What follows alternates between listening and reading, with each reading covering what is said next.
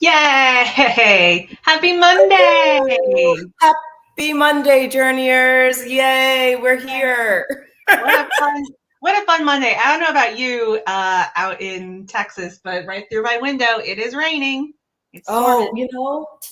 It was raining last night, but that's all the water we got.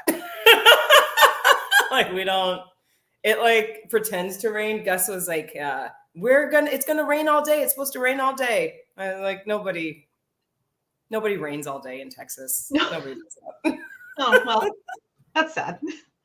I'm excited. It is. I'm excited to hopefully see some Texas rain when I fly in tomorrow. Come on.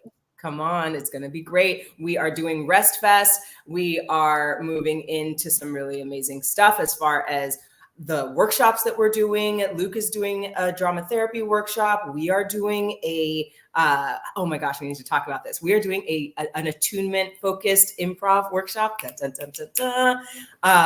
And we've got shows. We've got all together now shows, all at the Carver Museum.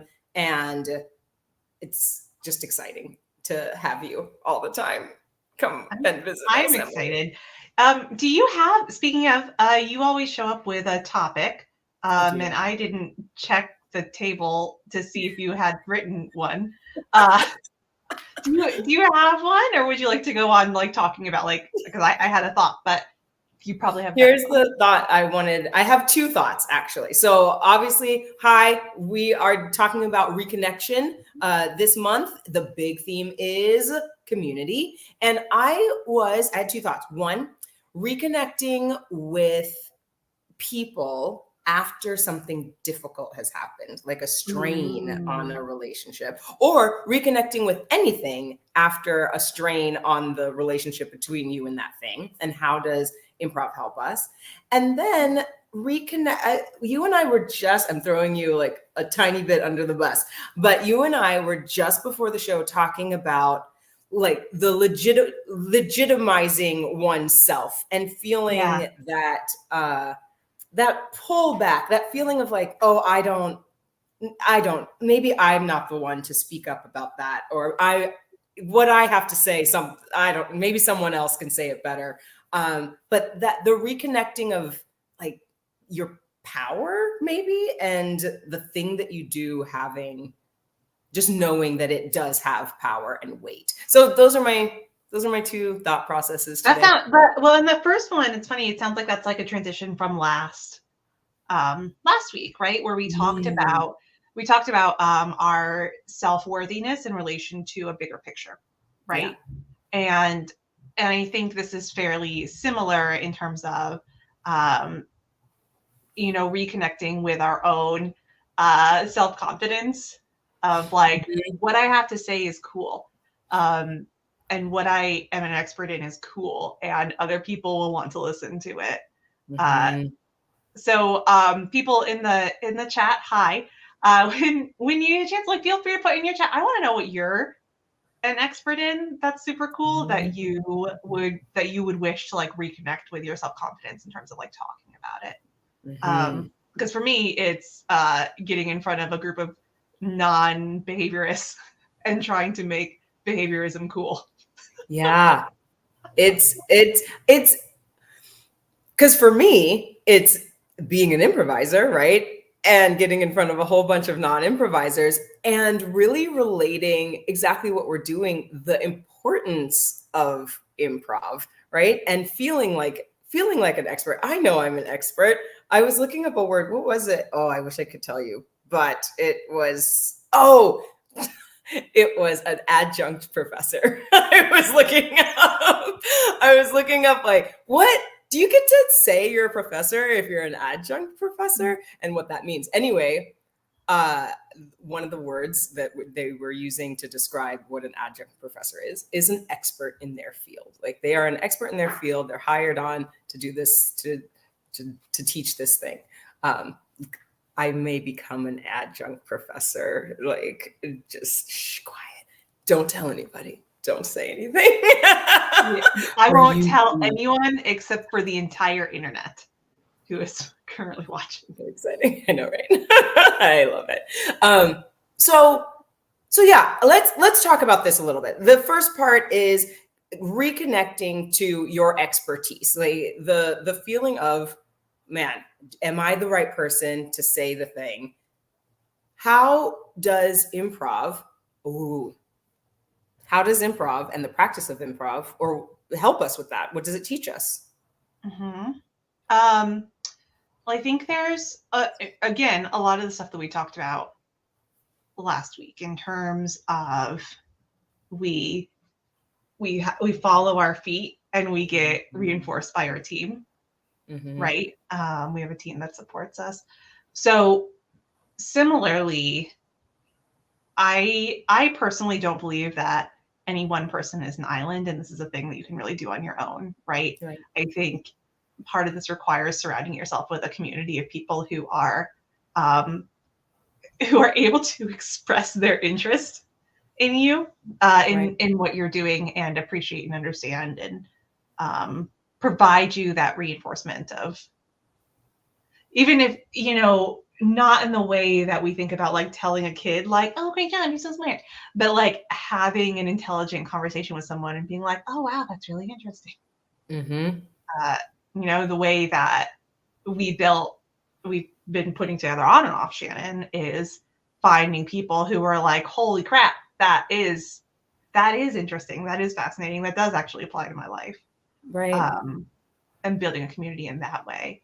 And when we do that, it makes us more likely to try riskier behavior and step outside of our comfort zone and outside of our regular supportive group, to see if we can get that reinforcement from other people, and B, because we know that we can always just fall back if we need to.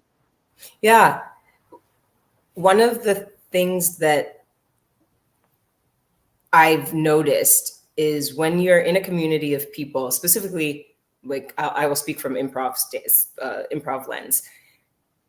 When you are constantly watching people be good at a particular thing, right? And I'm sure this happens in any community as far as work, but with improv, because it's so theatrical, you can see like, oh, that person is quick on the joke. Like they are quick on the joke, or that person is awesome at characters, or that person moves the scene forward, or their timing is good, or their presence on stage, these types of things. And it's not easy, but it helps to situate your expertise. Like, oh, when you're asking yourself, oh, well, that person's good at this and that person's good at this. What am I good at? What's my thing? Like, what's the thing that I'm good at? Or that I present well at. And people will tell you, like, oh, they'll call on you for things like, oh, this scene is a blank scene, get Emily in there. Like, we know that that Emily will take care of this. And you can get that reinforcement that you're talking about from your community. That reinforcement is so helpful in regaining some connection to whatever it is that you've lost. Or, especially when we try something new, like, oh, I tried this thing, it didn't so much work. But when we keep trying, we keep learning, and eventually we can become experts at that. And it's just, what you're saying is, bouncing that idea off of your cohort, off of your community, really helps to reinforce and uplift what it is that you're trying to become an expert at, or that you already are an expert at and need to go ahead and spread your expertise. Right. And so I think this leads us into the first thing that you wanted to talk about, right? It just is reconnecting after a damaging thing. Because if we think about the thing that's super unique about an improv setting is the density of social reinforcement that you get from your team and your coach and all of that, right? But in the outside world, there's not necessarily that density of reinforcement, depending on where you go.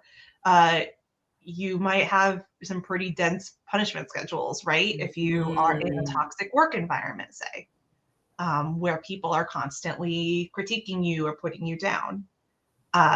And that, on the flip side, whereas, in a setting where people are encouraging you, it builds up your, your confidence to speak. When you're in a negative situation, it makes you less likely to want to speak up or to want to bring your own ideas into it. Yeah. I want you to talk a little bit more about the consequences of being in, you said, a negative reinforcement like environment, like, or in a punishing environment. Fun fact that any behaviorist who doesn't have the social skills to bite our tongues will tell you is that negative reinforcement is actually still means good things. Still means you're getting new things. It's like an equation. You think of a negative like a minus sign, it means that something's removed and you like it. So if there's an annoying song on the radio and you turn it off, then you're more likely to turn off the radio in the presence of annoying songs. You know what I mean? And that is negative reinforcement. Anyway, punishment. Hi, Charlotte. Hi, Charlotte. Punishment is the opposite of reinforcement. Is a consequence that makes you less likely to engage in a behavior again, whether that is because something was removed from your environment or whether something was added to your environment. Again, think math problems. There's positive, negative punishment as well, which sounds weird, but it's a math problem. So behaviorally, you do a thing and then you receive something following the thing that you do that is aversive, that could be punishing for you. And that could make you less likely to engage in that behavior over time. So if we think about straight, regular, performance stuff, right? Think about the goofy things that we do on stage in an improv show where we do silly voices or, we really lean into kind of the impulses that we have on an improv stage where everyone's like, woo, that's great. If you did that in your cubicle setting and you were like, oh, and all of a sudden you see all of your coworkers go, that was weird and we don't like it. Or you notice they're not inviting you to lunch anymore. That would punish that behavior, meaning that you'd be less likely to engage in your silly behavior. Yeah. Similarly for life skills, for our confidence and normal things that normal people would do.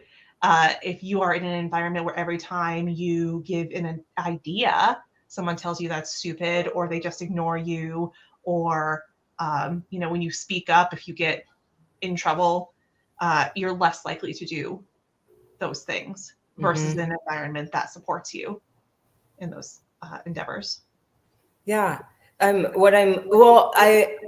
thinking about this in this space where as we're connecting it to going back, reconnecting with relationships that have been soured. If we have been conditioned, I guess, or if we have been in these punishing environments where our ideas have been punished, our thoughts, our gut instinct has been punished, I would assume that some of the repercussions of that, as far as straining a relationship or even healing a relationship. If you've been taught like the things, your instincts are incorrect, you're moving forward is incorrect. When you talk, it's weird. It's gonna be a lot harder to make you said trust, you said there was risk. It's gonna be a lot harder to take the risk to reconnect to another person. But you're right. Like we learn in improv that we learned that taking that risk because we're being supported and not punished is worth it. Reconnecting with a person is usually sometimes, depending on yeah. I mean, I've had some friendships where, you know, like if they came to me and they were like, let's be friends again, be like, nope, you burned me too many times. Right. You know? You gotta learn. But yeah, and I think that's why a lot of people find improvisation therapeutic, because of the dense schedule and reinforcement that's within that community. And you know, we know that. Can you say that? You said it's called a dense schedule. When you're delivering reinforcement, it's called a schedule of reinforcement, right? Like how often you do it. Yeah. And if you think about it on a scale to like super dense, which is like every time you do something, people are like, wow, you're amazing. Or give you a chocolate bar or whatever, give you a day off, let you leave early. Every single time you do something that's super dense. And then a leaner schedule is it happens occasionally, sometimes. The denser a schedule, the easier it is to build up a skill. Or repair a lost skill, right? Because you're getting that encouragement and the like being told that we're doing is right, and you're more likely to engage in that and get the practice at it. So I think that's why when you get like newbie improvisers that are like, oh my God, this is amazing, I've never done anything like this before, and they love it and they throw themselves into it, I think it's because of the varying, you know, consequence schedules they've had in their lives. Right. I think that's what's so beautiful about improvisation in general. I love you. I love you. I think a plane just flew by in your place, but I literally thought you were playing music. And it's like a day motorcycle. Yeah, what you're talking about with newbie improvisers being super excited and having this, it sounds like compression almost, right? You're in a dense space where people are telling you what you're doing is right. Here's the question. Can we talk about, but I'm really enjoying you talking right now. Can you talk about, because I feel like it's a question that people will have when they see this, what is the difference between the toxic positivity? Yes, and what you're this like reinforcement that we're getting, because I'm wondering if a person gets on stage, if a person gets into an improv class and then they're like everything you're doing is right, it's right, and then they take that mentality and they go into their workplace and really truly what they're doing in the workplace is not right. Like, how do we balance telling people? I think context matters. Come on. Things, right? And even in terms of delivering reinforcing or repetitive things. So one thing might not be, even to you, one thing might not be reinforcing to you or desirable for you all the time, right? We could right now like really want a pizza. But if, let's say you have a stomach bug and someone is like, here's some Domino's, you're not gonna want it. Right. And so I think that's a part of it, is recognizing the context with which something is delivered. B, I I think this is kind of two different questions in terms of toxic positivity. Toxic positivity can also punish or penalize any like unhappy thoughts Got or you. Yeah. shut down constructive criticism. Mhm. And so toxic positivity winds up punishing realistic behaviors, you Right. know? Um, and then, And just yeah, to like pin that, like, or rather, like highlight it, when you say toxic positivity winds up punishing good behaviors, what the thing that popped into my mind was like crying. Like crying is a fine behavior, but toxic positivity says things like, "You're fine. You don't need to cry." Like this is what it's okay, okay. it's fine. It's fine. Or like, when you're super like anxious and people are like, well, just don't worry. Like, oh man, now I'm cured. Like, Thanks. uh, Exactly. Yeah. and even though like that might not necessarily punish your crying or your worrying behavior, but what it would punish is showing that to that person, Got right? you. Because those are natural human things that you're going to Right. do, right? Like if I'm super worried and every time I tell you that I'm worried, you're like, it's fine, don't worry about it, we're totally cool, it's fine. And don't make space to listen to me, your response could be punishing to me. And that's kind of what toxic positivity can do, is keep people from suppress the expressing themselves behavior, Right. right? Yeah. Um, And that's not what we're doing that's not what we're doing in improv. We are not asking you to suppress a behavior. We're asking you to explore a behavior. Actually, we're asking you to explore these behaviors that usually we repress, which is being silly, having fun, smiling.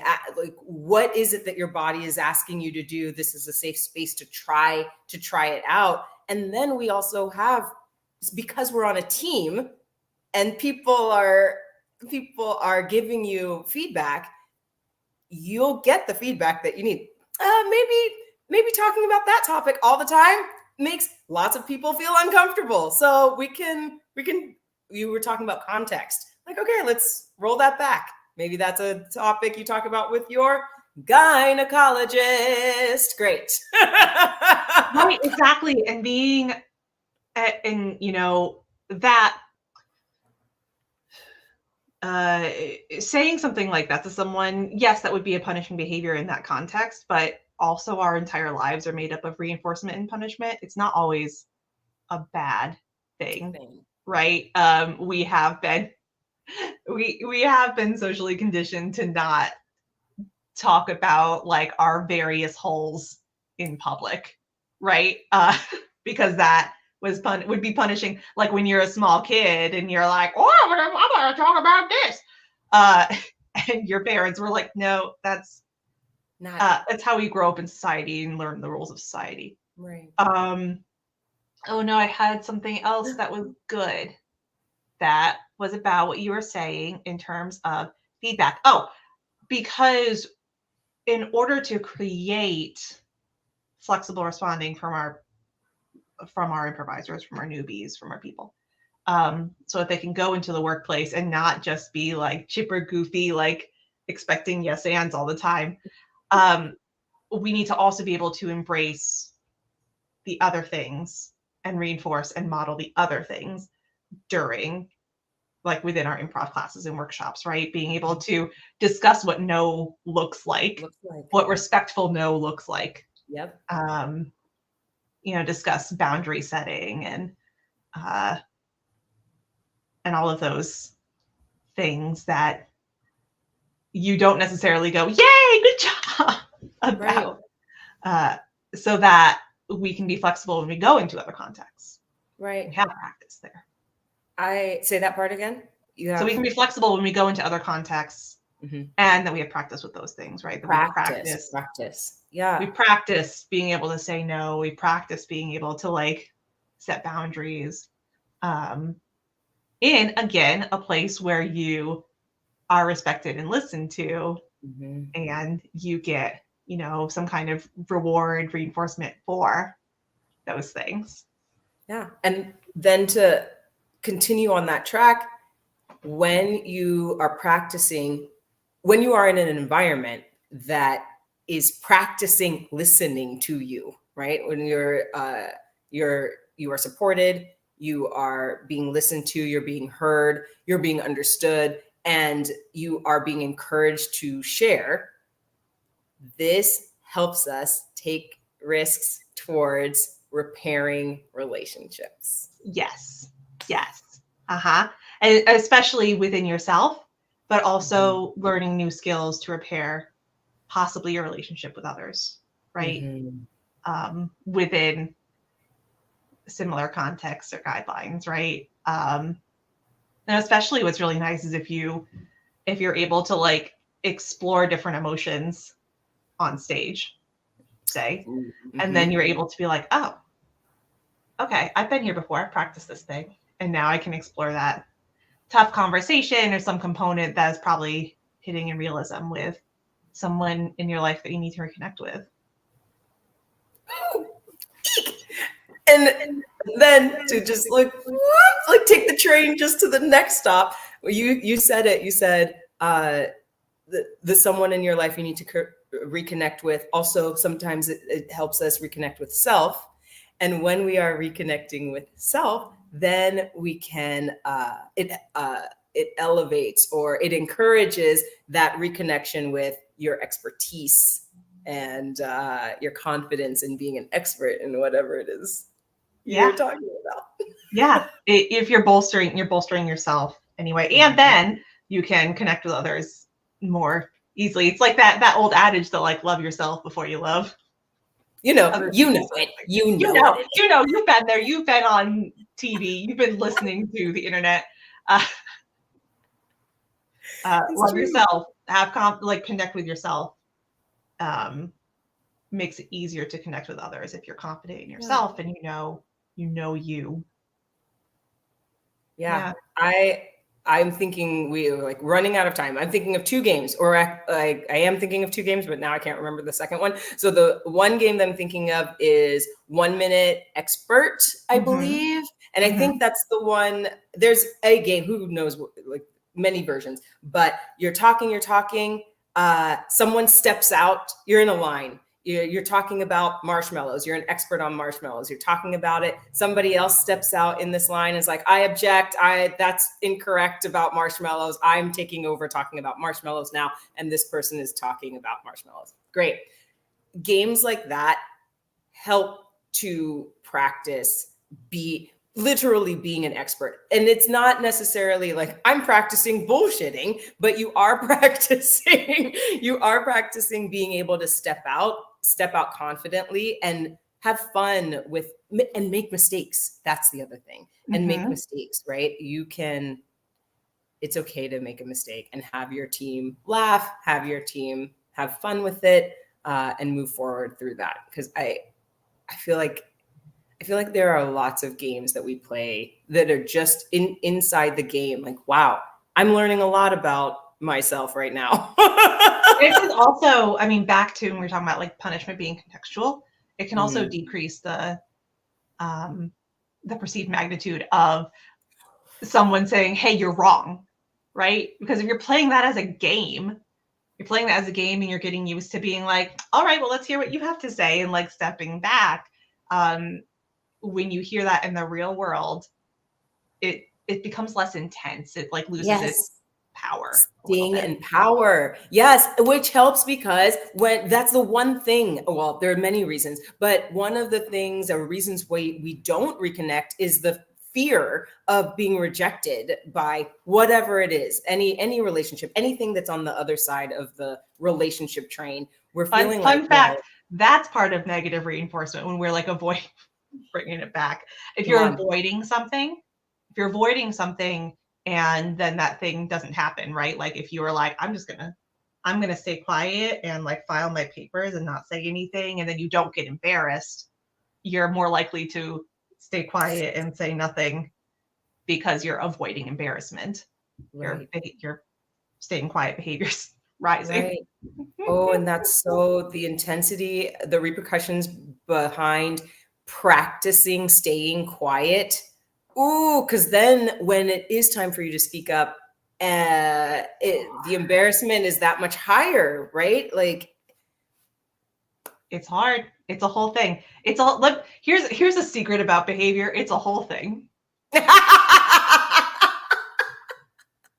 And on that note, it's a whole thing. It's 30 minutes. That's 30 minutes. Come hang out with us this week at Rest Fest in Austin, Texas. We're also going to be live streaming our shows on Friday and Saturday night.